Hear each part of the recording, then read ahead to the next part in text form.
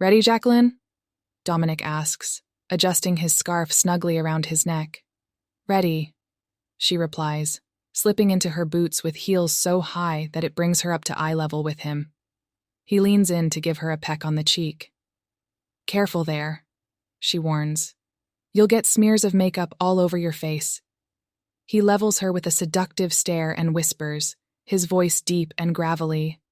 I've had your makeup all over me, Jackie. I think I can handle a little smudge on the end of my nose.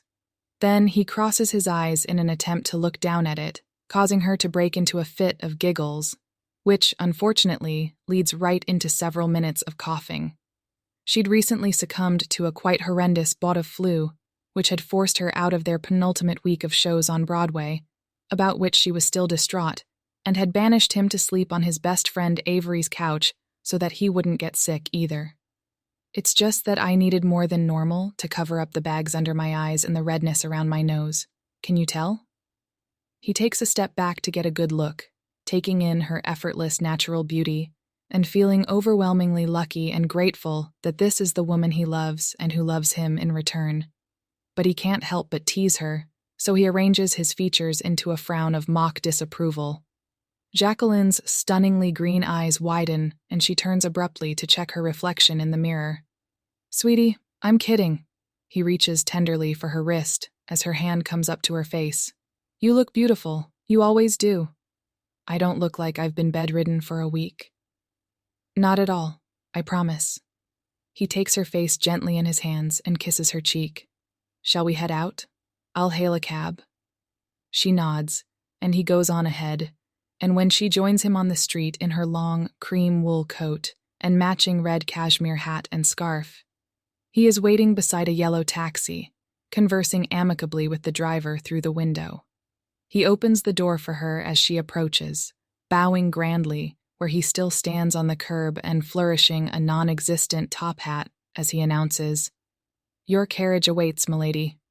She blushes and giggles, taking his hand as she steps down onto the road to get into the taxi, then glances briefly up and down the street before rising on her toes to peck him on the cheek and takes delight in the way his cheeks flush and her favorite silly grin spreads across his face.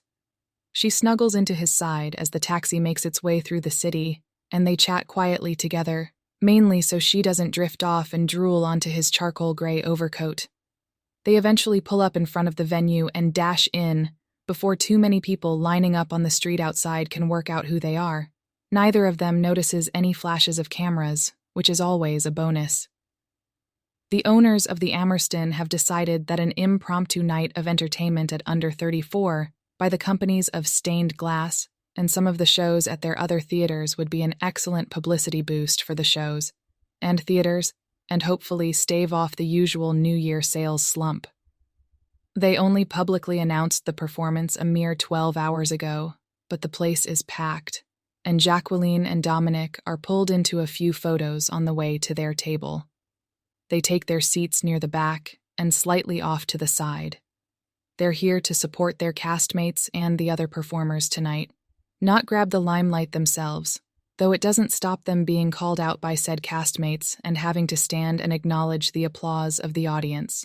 They all put on a great show, mixing it up with some gender-swapped songs, some reinterpretations of lyrics and choreography, and some absolute classics to bring the house down. It's nearing 10 p.m. when the lights dim, and the company members all shuffle towards their table near the front, leaving Heather under the spotlight. Jacqueline whoops loudly for her friend, who will be taking over her role full-time until the new year, and Heather grins conspiratorially from her place center stage. Are we all having a good time tonight? She asks the audience, who respond enthusiastically, many cheers and whistles emanating from the crowded club. Excellent, while our fabulous performers take a quick break for a drink. Cheers, comes the cry from the cast table, followed by the sound of glasses clinking and laughter rumbling from amongst them. I wonder if we might perhaps persuade one of Broadway's favorites to grace the stage. She winks in the direction of their table. There's cheering all around and the banging of hands on tables and feet on the floor.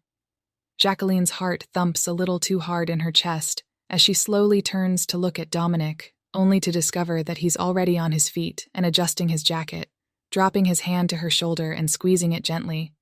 He's planned this. She knows it. Ladies and gentlemen, making his much-anticipated return to the under-34 stage, please welcome my favorite guy, Tony Award winner Dominic Wailing. Jacqueline stares, open-mouthed as Dominic makes his way up to the stage, fist-bumping Heather as he goes past her and shaking the piano player's hand before muttering something in her ear. Then he positions himself in front of the mic, shuffling his feet a little before going entirely still and closing his eyes, finding that moment of calm before a performance, a moment they would typically spend in each other's arms.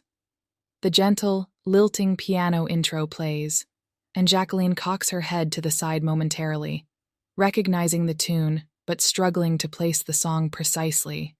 That is, until Dominic opens his mouth and begins to sing, stuttering just a little at the beginning. The audience chuckles, encouraged by Dominic pulling a handkerchief out of his breast pocket and patting it over his forehead. Jacqueline laughs along with them, shaking her head gently at the man she loves owning the stage and the crowd in a way that's just so natural to him. His eyes momentarily flick over in her direction along with a sultry line, an action imperceptible except to her. It's a look she can feel before she sees it, one shared across stages, from opposite sides of the wings, around throngs of people in lobbies and bars when functions call for them to separate and mingle. It's an unspoken agreement that they'll be back together very soon.